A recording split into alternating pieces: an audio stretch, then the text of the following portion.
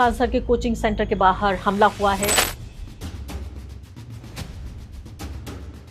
10 minute में ऐसा लगा कि जैसे अफरा तफरी होके रख दिया यहाँ पर। कॉकरोच जनता पार्टी बाकायदा जमीन पर उतर गई है। उस 6 जून को जंतर मंतर पर विरोध प्रदर्शन होगा। पहली बार शांतिपूर्ण मार्च करेंगे, प्रोटेस्ट करेंगे। मैंने डिसाइड किया है मैं 6 जून सैटरडे सुबह दिल्ली आऊँगा। आप सब मुझे एयरपोर्ट पर मिलिए। हम सब मिलकर पार्लियामेंट स्ट्रीट पुलिस स्टेशन जाएंगे और वहाँ पर जंतर मंतर पर एक पीसफुल प्रोटेस्ट करने के लिए परमिशन मांगेंगे। पर ये टीचरों को आता क्या है? अंजना तुमको हम चैलेंज करते, तुम जीडीपी समझा के दिखा दूंगी। खान सर बनाम गोदी एंकर। इतने शिक्षक हैं लोग, अब एक साथ इनको जवाब देना जरूरी है। याद रखना अंजना, शिक्षक के गोद में निर्माण और विनाश दोनों खेलते हैं। क्योंकि ये कोई बहुत मासूम लड़ाई नहीं है कि एक एंकर बनाम यूट्यूब कोचिंग की पूरी इंडस्ट्री। ये कोई बेचारे गरीब मुसलमान नहीं है, दलित नहीं है, किसान आदिवासी नहीं है जिनको आप कुचल देंगे पाएंगे। ये बड़ी ताकतवर टीचर हैं। इनके पास लोगों की यानी युवाओं की ताकत है, इनके पास पैसे की ताकत है और ये पूरी एक मजबूत इंडस्ट्री है। नमस्कार, द वायर में आपका स्वागत है। मैं हूं आरफा खानम शेरवानी। दो बड़ी तस्वीरें, दो बड़ी खबरें आपकी स्क्रीन पर इस वक्त। सबसे बड़ी खबर यह है कि कॉकरोच जनता पार्टी बाकायदा ज़मीन पर उतर गई है। उसने अपनी एक प्रेस कॉन्फ्रेंस की है। 6 जून को जंतर मंतर पर विरोध प्रदर्शन होगा। पहली बार शांतिपूर्ण मार्च करेंगे, प्रोटेस्ट करेंगे। दूसरी खबर आप स्क्रीन पर देखिए कि खान सर बनाम गोदी एंकर्स। जी हाँ, खान सर यानी वो कोचिंग के टीचर, वो यूट्यूब के टीचर्स जिनको एक ख़ास चैनल की एंकर ने बाकायदा तमाम जो यूट्यूब पे पढ़ाने वाले ये कोचिंग के टीचर्स हैं उन सबको कहा कि ये दो कौड़ी के लोग हैं। ये वो लोग हैं जिनको कुछ नहीं आता, ब्लैक बोर्ड पे ऐसे ही कुछ लिख दिया करते हैं और बहुत ज़्यादा घमंड, अहंकार और गुरूर किया करते हैं। और ये पूरा धंधा है, ये एक स्कैम है जिसका पर्दाफाश होना चाहिए।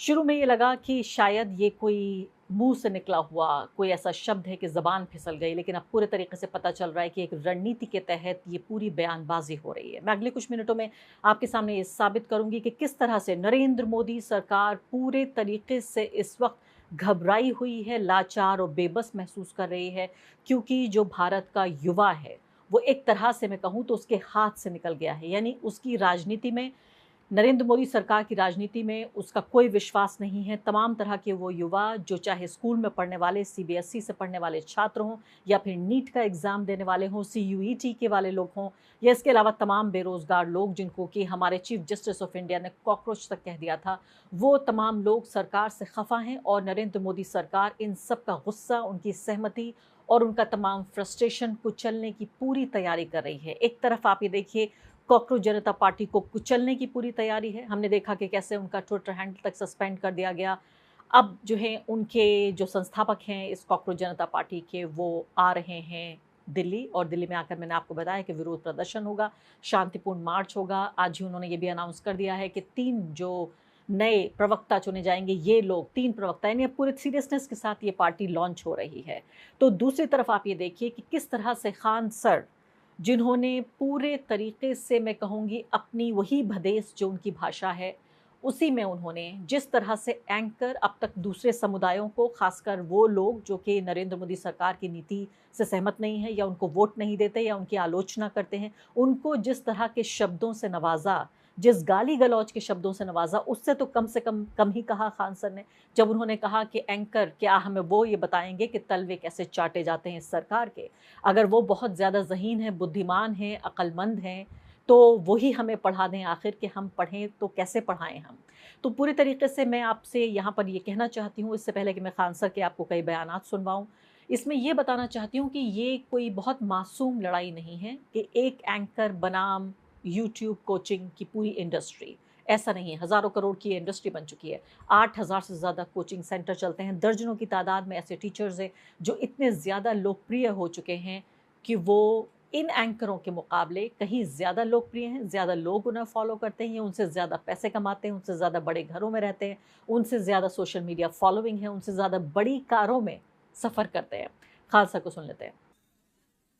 मेहनत की कमाई में ये कॉन्फिडेंस होता है कि नाम लेके कह रहे हैं अंजना तुम गलत करती हो, और दलाली की कमाई की खराबी, अंजना तुम नाम नहीं ले सकती हो टीचरों का, घुमा के कह सकती यूट्यूब वाले टीचर, बोलो ना तनी नाम लेके। दलाली की कमाई में कॉन्फिडेंस नहीं आएगा यहाँ पे। मेहनत और पसीने की कमाई है, नाम लेके कहते हैं अंजना तुम बेवकूफी करती है। करेगी टीचर लोग पैसे लेते हैं, अगर टीचर गलत है, पैसा गलत ले रहा है, तो उसमें से 18% सरकार क्यों ले रही है जीएसटी, यानी गलत में भागीदारी आप भी हैं। करिए, इन टीचरों को आता क्या है? अंजना तुमको हम चैलेंज करते हैं, तुम जीडीपी समझा के दिखा दो। इतने शिक्षक हैं लोग, अब एक साथ इनको जवाब देना जरूरी है, ताकि इनको पता चले कि आज से 2500 साल पहले धनानंद नाम का एक राजा एक शिक्षक से टकराया था, जिसका नाम था चाणक्य। उसने साम्राज्य मिटा दिया उसका। याद रखना अंजना, शिक्षक के गोद में निर्माण और विनाश दोनों खेलते हैं। तो खबर ये आ रही है कि खान सर के कोचिंग सेंटर के बाहर हमला हुआ है, और ये हमला किससे जुड़ा हुआ ये हम नहीं बता सकते। खान सर ने जो बयान दिया उसमें उन्होंने ये कहा है कि इस बात को लेकर विरोध है, कई जो नतीजे हैं एग्ज़ाम के वो आए हैं, और विरोध ये है कि इतने सस्ते में क्यों पढ़ाई हो रही है, और इसी रोष के चलते ये हमला हुआ है। उनमें उनके गार्ड को भी चोट आई है, बाकायदा गोलियां चलाई गई हैं। उनका कहना था कि कई राउंड की गोली उन्होंने चली। लोगों को वहाँ पर जो पत्रकार मौजूद थे उन्होंने वो फ़ोन पर भी दिखाया कि मेरे गार्ड को चोट आई है। और फिलहाल जो खान इंस्टीट्यूट है वो बंद कर दिया गया है अगली घोषणा तक कि कब वो खुलेगा। तो आपने खान सर को सुना, वो किसी भी शब्द को बिना चबाए हुए बाकायदा नाम लेकर वो कह रहे हैं कि अगर आपके अंदर हिम्मत है तो आप भी नाम लेकर बताइए, कहिए आप बिना नाम लिए क्यों तमाम जो कोचिंग टीचर्स हैं उनकी बात कर रही हैं। तो ये जो तथाकथित जो पत्रकार हैं, इन्होंने न सिर्फ कि मैंने कहा कि वो स्लिप ऑफ टंग नहीं है, सिर्फ ज़बान फिसल जाना नहीं है, बल्कि बाकायदा उन्होंने दूसरा शो किया। आज तक इसको बाकायदा इस पर स्टैंड ले रहा है कि वो कोचिंग माफिया के ख़िलाफ़ है, उसको कोचिंग माफिया कहा जा रहा है, और अपनी पसंद के लोग ढूंढ कर उन लोगों को पैनलिस्ट और स्पीकर के तौर पे भी बुलाया जा रहा है कि वो लोग, यानी कि एक तथाकथित एंकर अकेली नहीं है, या एक चैनल इस बात को नहीं कह रहा है, बल्कि इस पूरे जो ये आर्ग्यूमेंट है, ये दलील है, या ये पूरा जो कैंपेन है, क्योंकि अब ये सिर्फ एक ज़बान फिसलने वाली बात नहीं है, सिर्फ एक बयान नहीं है, ये पूरा कैंपेन चल रहा है इस चैनल के ज़रिए। आप देख रहे हैं अपनी स्क्रीन पर, अलग अलग तरह से देखिए, ये बाकायदा पैनल डिस्कशंस हो रहे हैं प्राइम टाइम में, और इन लोगों को आड़े हाथों लिया जा रहा है। सवाल यहाँ पर ये पैदा हो रहा है कि क्यों इनको आड़े हाथों लिया जा रहा है। इन टीचर्स को आड़े हाथों इसलिए लिया जा रहा है कि ये लोग युवाओं के हित की बात कर रहे हैं, और इत्तेफाक से जब युवाओं के हित की बात होती है तो मोदी सरकार की नीतियों का विरोध करना पड़ता है। अगर इसमें मोदी नहीं होते, कोई और प्रधानमंत्री होते, कोई और सरकार होती, तो उनकी नीति का विरोध होता। लेकिन देखिए, अब 12 साल से तो नरेंद्र मोदी जी प्रधानमंत्री हैं, तो क्या राहुल गांधी का विरोध किया जाए, क्या जवाहरलाल नेहरू का विरोध किया जाए? यही बात है जो बहुत बुनियादी बात ये सरकार नहीं समझ पाती है। तो सीधे तौर पे बात ये है कि जब ये एंकर गण, ये टीवी न्यूज़ के नेटवर्क्स तमाम तरीके से मोदी सरकार की तमाम खामियों के ऊपर कंबल ढक देते हैं, और किसी भी तरीके से एक छोटा दिया भी नहीं जलने देते उन समस्याओं की तरफ जो कि आम आदमी, आम युवा की समस्या है।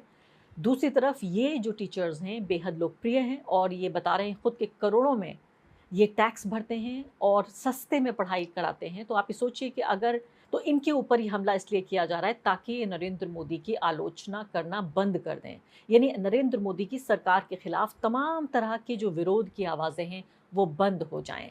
मैंने अभिनय सर जो मैथ्स के टीचर हैं उनका इंटरव्यू किया था, उन्होंने बिल्कुल हूबहू यही बात कही। सुन लेते हैं। इनको प्रॉब्लम उस पैसे से ज्यादा इस बात से कि टीचर पेपर लीक पे क्यों बोल रहा है, टीचर खराब व्यवस्था पे क्यों आवाज उठा रहा है।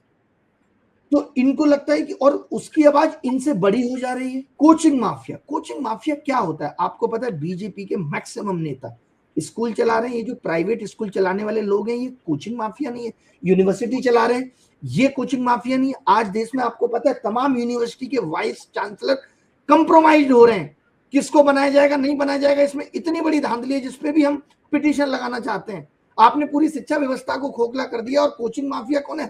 हम इसलिए क्योंकि हमारी आवाज बड़ी हो गई है। तो यहाँ पर आप ये देखिए कि बिहार से जो खबर मैं आपको बता रही हूँ आ रही है, उसमें प्रियंका भारती जो स्पोक्सपर्सन है आरजेडी की, उन्होंने ट्वीट किया और लिखा है कि जिस पटना में 14 एकड़ के बंगले में मुख्यमंत्री जी मौज कर रहे हैं, उसी पटना में खान ग्लोबल कोचिंग सेंटर के बाहर फायरिंग हो रही है, गार्ड को भी गोली लगी है। जिधर देखो बिहार में उधर ही कट्टा चल रहा है, कुछ दिखाई दे रहा है मुख्यमंत्री जी? Question mark. अब यहाँ पर सवाल यही पैदा होता है कि क्या मोदी जी के इशारे पर, मोदी जी जिनका गुणगान करते हैं दिन रात ये एंकर्स 12 साल से, आप सोचिए एक ही शख्स की ब्रांडिंग करते हैं, रीब्रांडिंग करते हैं, फिर और ब्रांडिंग करते हैं, और आपको अच्छी तरह मालूम है कि मार्केट इतना ख़राब हो चुका है क्योंकि आम लोगों में जो समर्थन है न्यूज़ एंकर्स का और समर्थन है न्यूज़ चैनल्स का, वो इतना ख़राब हो चुका है कि एडवर्टाइज़र भी अब आने को तैयार नहीं है। तो इनके पास जो चारा बचता है वो सरकारी एड्स का बचता है। अगर थोड़ी देर के लिए सरकारी एड्स यहाँ से हटा लिए जाएँ तो समझिए कि ताश के पत्तों की तरह ये पूरे न्यूज़ के नेटवर्क जो हैं बिखर जाएंगे, और इनको ये अच्छी तरह पता है। लेकिन दूसरी तरफ जो एडवर्टाइज़र है वो जा रहा है इन कोचिंग सेंटर्स के टीचर्स के पास, क्योंकि यहाँ पर बाज़ार है। इसको सीधे सीधे आप बाज़ार और मैथमेटिक्स, गणित के हिसाब से सोचिए कि जहाँ जनता जाएगी उसका विश्वास जाएगा, वहाँ एडवर्टाइज़र जाएगा। जहाँ जनता नहीं होगी, सिर्फ सरकार होगी और आम लोगों का विश्वास नहीं होगा, वहाँ एडवर्टाइज़र झिझकेगा। फिर भी दबाव में कुछ ना कुछ कॉर्पोरेट एड्स मिलते रहेंगे न्यूज़ चैनल्स को। लेकिन आप ये सोचिए, आज के दौर में एक 17 साल का बच्चा इन पत्रकारों को और सरकार को चैलेंज करता है, जब CBSE का ये बच्चा बताता है कि कैसे टेंडर में घोटाला हुआ, टेंडर में कमियों की वजह से ये पूरा CBSE का जो हमारे सामने पूरी त्रासदी देखने को मिली लाखों बच्चों की, कि कॉपियाँ जो हैं वो ढंग तरीके से चेक नहीं हुई, और इनको जो ऑनलाइन का एक कोई तथाकथित कोई मार्किंग का सिस्टम था जिसको पहले यानी तैयार किया गया, यानी चूहों के ऊपर भी एक्सपेरिमेंट करने से पहले एक बार ठोक बजा लिया जाता है कि क्या ये जो इनको द्रव रसायन पिलाया जा रहा है ये ठीक है। लेकिन उससे भी ज़्यादा हमारे बच्चों को एक तरह से गिनी पिग के तौर पर, एक ऐसे गिनी पिग के तौर पर जिनके ऊपर कोई भी प्रयोग किया जा रहा है, यानी पहले टेस्ट नहीं हुआ इस प्रोसेस का, और CBSE का ये पूरा प्रोसेस लॉन्च कर दिया गया। फिर 17 साल का एक बच्चा, और ये 3 बच्चे, इन्होंने, छोटे ही बच्चे, तीनों की उम्र 20 साल से कम है, इन्होंने सरकार की चूल्हें हिला दी, वो काम किया जो पत्रकारों को करना चाहिए था, हर तरह का पर्दाफाश किया। तो सीधे तौर पर ये समझिए आपके ये पूरी बात आ रही है कोचिंग के टीचर, जिसमें खान सर सबसे ज़्यादा पेश हैं, सबसे ज़्यादा आगे आकर इन लोगों का मुकाबला कर रहे हैं। तो सीधे तौर पे मैं कहूँगी कि मुझे नहीं लगता आज के दौर में ये कामयाब हो पाएगी ये बात, क्योंकि मैं यहाँ पर ये शब्द उधार लेना चाहती हूँ। जो यहाँ अवस्थी जी हैं, अंकित अवस्थी, उनको मैं देख रही थी, वो ये कह रहे थे कि हमारी आपसे कोई लड़ाई नहीं है और आप लोग कुंठित हो गए, आपका ज़मीर मर गया है, असली मुद्दे पर बातचीत नहीं चाहते आप, जनता ने आपको सुनना छोड़ दिया है, इसलिए आपको TRP भी नहीं आ रही है, आप लोगों की सैलरी पर संकट पैदा हो गया है।